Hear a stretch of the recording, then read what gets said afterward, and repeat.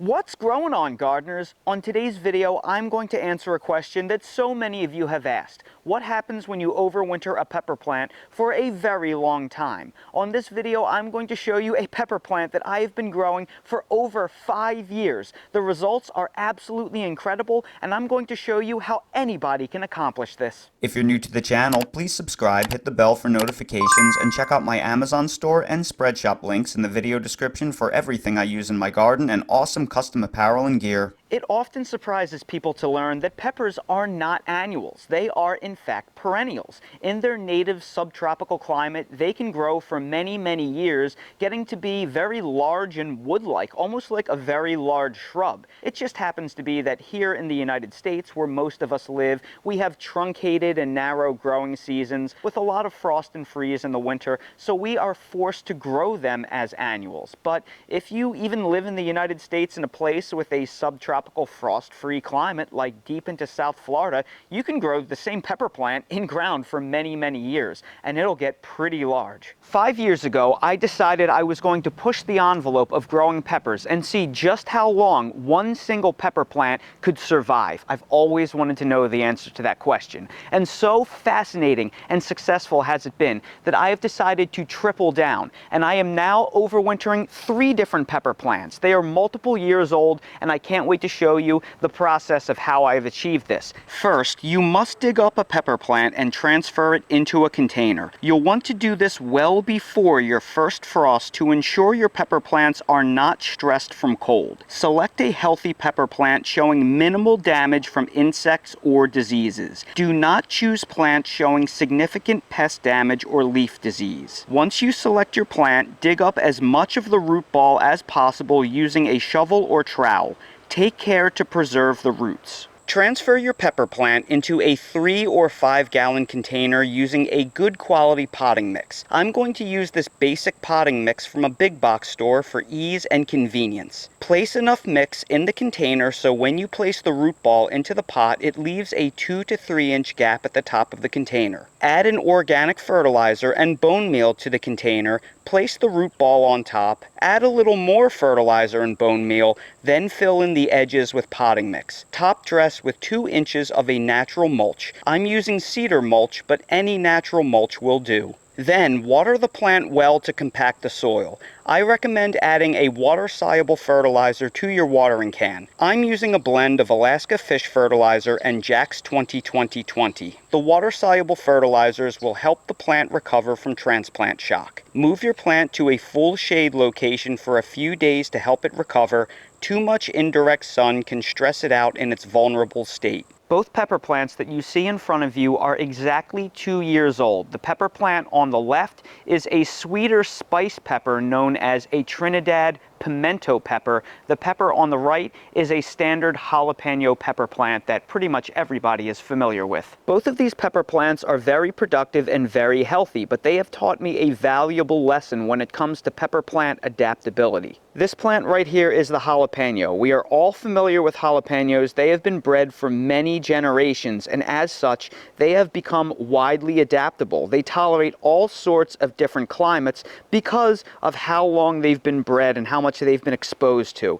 And this pepper plant, well, this just loves the temperature of the winter. As long as I don't let it get exposed to frost and freeze, it does just great. And even though we have the short days and the weak sun of the winter, you can see this pepper plant is absolutely loaded with fruit. Look at all of the jalapenos on that. It's getting nothing more than very weak winter sun on my inside my sunroom through the plastic windows of the sunroom. Look at it. It's just doing fantastic. I pick peppers off of this to eat every single week, and it's blowing me away with how productive it is. Super healthy. The other thing you'll notice is that the stalk has mostly lost its green. It is turning almost like a wood color. Peppers aren't actually made of wood, but for all intents and purposes, this is becoming a very hard material similar to wood. It's losing all of that greening, and probably in another year there won't be any green left on that stem. But just look at that incredible production. Is that just awesome?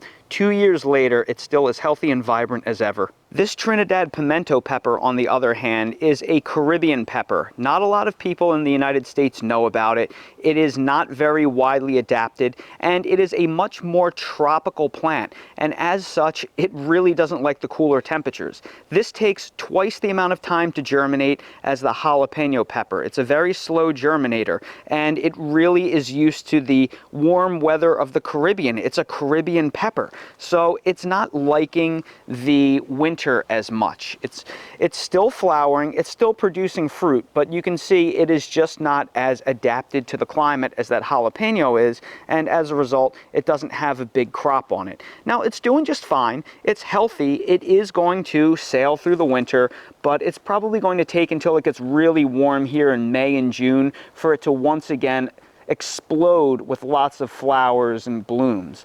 You'll see it's starting to put on new growth here and a couple of new flowers, but it really doesn't like the cooler temperatures. It's not as widely adaptable as that insane jalapeno that is just loaded with fruit. Now, as cool as those two pepper plants I just showed you are, the one that I'm most proud of is the one on the right. This is my 5-year-old pepper plant. This is nothing more than your typical garden variety hot cherry pepper that you can pick up at pretty much any garden center. This was the first pepper plant that I ever dug out of ground, and I started overwintering it. In fact, in that video that I linked down in the video description, this is the very plant that I dug up in October of 2020. Now, in order to dig this up in October of 2020, that means I started this plant from seed the first week of February 2020, because that's when I start my pepper seeds, the first week of Feb, last week of January. So this is officially 5 full years old,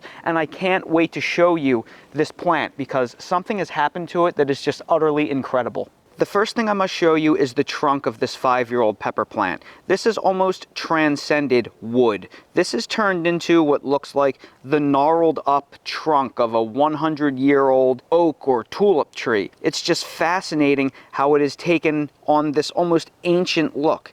And as you go up on the plant, it only looks more and more gnarled. It's really crazy looking. Then you'll finally get to the top. You'll see where the new green growth on the plant is. And what do you see? Absolutely incredible cherry pepper production. And again, I pick a dozen, half a dozen to a dozen cherry peppers off of this every single week. I just love eating them with lunch. They're one of my favorite peppers. And again, I think the key to success here is that it is a widely adaptable variety. Cherry peppers have been bred for generations, so they're tolerant of just about any climate as long as you make sure that they do not get exposed to frost and freezing temperature. But just look at the yields on this thing.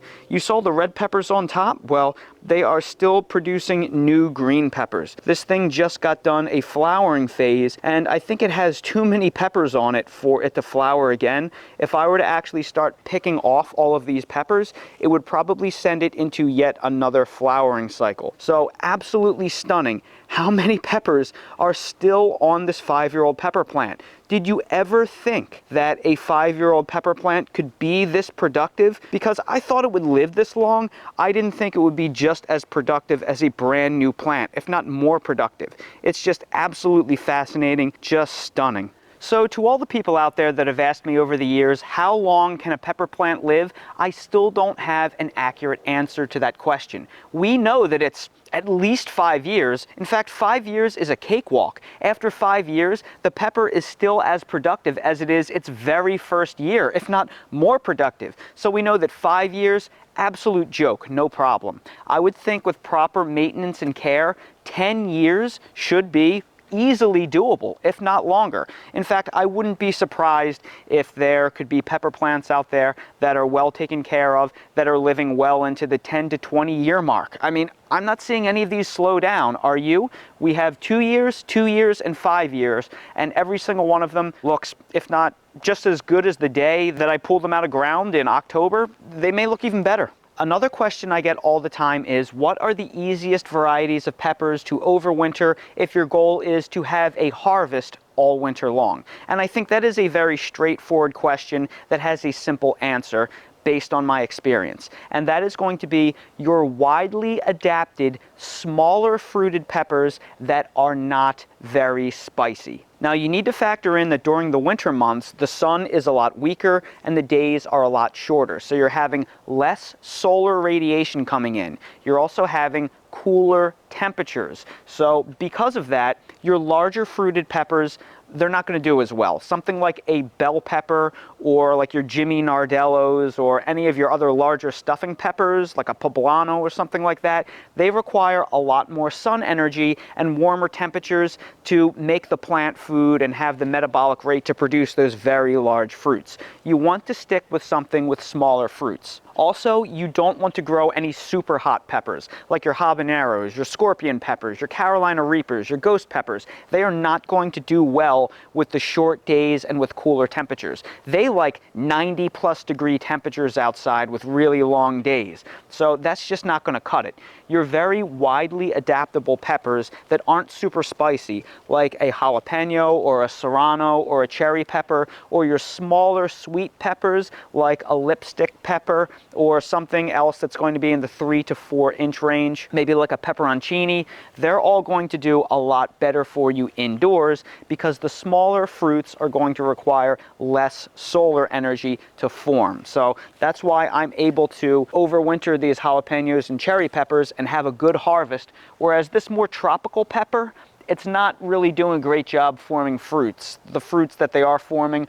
are kind of smaller and deformed. It's going to take this more tropical type pepper, the warmer temperatures in the summer, to kind of catch back up and recover. Another question you may have is, how do I prune my peppers that I am overwintering? Well, I think this is going to be a two-part question and answer. The first part is going to be if you want to actually harvest your peppers for fruit throughout the winter. That is what I do. And because of that, I actually prune my pepper plants on the opposite schedule that you may think. The purpose of these pepper plants are to have a crop on them and to be flowering and producing fruit going into the winter, so I can eat off of them when nothing else is growing in my garden. So for that reason, I prune these plants in early summer when the rest of my garden is actively producing peppers, because at that point in the year, I don't need these pepper plants because my garden is producing all the peppers that I need. So while I'm eating out of my garden, say in late June, early July, that is when I'm going to prune these peppers in containers for the next overwintering cycle, because they'll go through a period of shock where they will sit still and not do much for a couple weeks.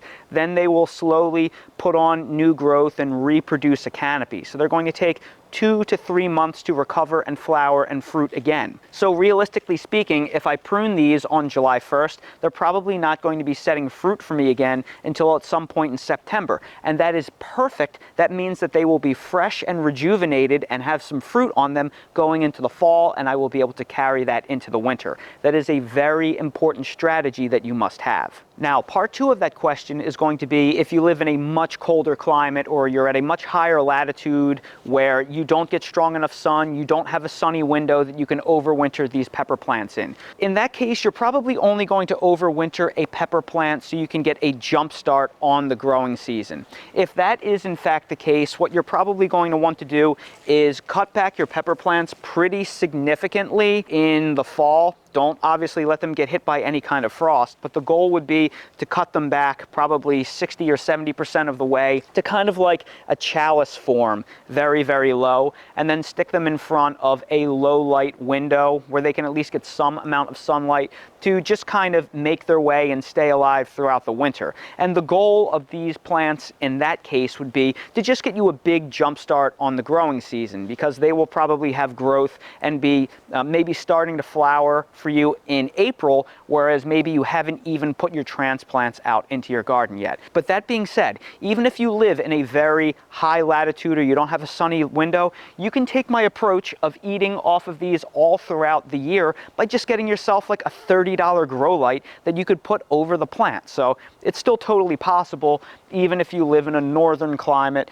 or you don't have a sunny window. Just get yourself a grow light. I'll place a link in the video description for something that can help you get through the winter if you do want to harvest off of your peppers all year long. If you dug up this pepper plant at the end of the year and you plan on giving it a very sunny window or a supplemental grow light and you want to get it to fruit for you in the winter, it is important that we do minimal pruning to this plant, because as you can see, it is just starting to flower and produce fruit. So if we cut it back in significance, the plant is not going to produce any fruit because it's going to grow too slowly throughout the off season to recover. So in that case, all we want to do is prune for the 3 Ds: dead, diseased, and dying. So we want to remove any growth that fits that characteristic. So we have a little bit of not so great looking leaves here that got a little beat up. So we'll prune off all of these little bit of beat up insect damaged leaves. So again, dead, diseased, and dying growth, we will remove that. But aside from that, we don't want to do anything else to this plant if the goal is to get fruit in the off season. But eventually you will need to cut back and rejuvenation prune your pepper plants. Now, I prune my overwintered pepper plants in the summer when my main crop in the garden is producing, so that way my pepper plants have time to recover and time to put on a new crop for the fall and overwinter them all over again. But if you decide that you want to cut them back and just stick them in front of a low light windowsill and you don't want them to fruit over the winter, you just want to get a jump start on the new growing season, you'll still have to do the same methodology. So in addition to pruning off the 3 Ds, the dead, diseased, and dying branches, you will also need to prune it for balance and symmetry. So if you have yourself a short pepper plant like here, you can simply prune off some of the branches on top, and what will happen is these branches will sprout new green growth, and that will give you a new chalice-like form. Alternatively, if you want to have yourself a smaller pepper plant, you can cut the pepper back to some suckers. So here I have some suckers that are growing along this stem. If you wish, you can cut right above the healthiest looking sucker, remove this sucker off to the side, and then these suckers right here will branch out and become the new pepper plant. So that is another way that you can rejuvenation prune your peppers for another growing season. Just make sure if you cut it this severely, you have yourself some nice green growth that's already starting to shoot out, and remember to move your plant into the shade so it can recover. If you leave it out in the sun after you pruned it this heavily, it will likely go into decline. As a point of reference, this is where I put my pepper plants during the winter to get them through. They sit out on my sunroom, as well as my bananas, my plumeria, some of my more sensitive potted citrus. I have some tomato transplants down there. This is basically a witness protection program for plants from Christmas to Valentine's Day because it's just too cold here and everything has to sit and wait. But you can see that the sunroom right now, it gets about 5 to 6 hours of direct sunlight. You'll see the sun is passing by right now. So these plants are just about getting every drop that they can throughout the day. Like I said, it's about 5 to 6 hours of direct sunlight. If you have a room like this in your house, overwintering pepper plants and getting them to fruit is going to be a piece of cake. But again, if you don't and all you have are some modestly sunny windows, you can just get yourself a little supplemental grow light that'll give them a little bit more light to help them power through and get them to bloom. That should be all you need as long as you're growing the proper varieties that are widely adaptable and have small fruits. And that right there is how I have been overwintering numerous pepper plants for many years and how I was so successful doing it. So everybody, I sure hope you found this video helpful. If you did, please make sure to hit that like button, subscribe to the channel, and please ring that notification bell so you're notified when I release more videos like these. If you have any questions about overwintering pepper plants or other plants, please drop them down in the comments below. I will do my best to address them. If you're curious about anything I use in real life to overwinter my plants or that I use in my garden in general, I placed links to all of the things down in the video description. So expand the video description, you'll see direct links to all of my favorite things, and for everything else I use in real life, it's linked in my Amazon storefront in the video description. And while you're down there, please check out my spread shop for custom merch if you want to support the channel. Thank you all so much for watching, and I hope to see all of you again on the next video. Dale, holy smokes, buddy, do you see what I see? Look at this across the pond. It's hard to see, but that is a gator sunning right there. That's a big gator right there. I haven't seen them for a while, but now that it's cooling off again, buddy, they're starting to come outside again. Do you want to go say hi to the gator on the far side of the pond? I don't think we're going to walk around the pond today. Not with Wally Gator out there. That's okay. Dale has plenty of sniffs here. He'd rather spend the time in the grass.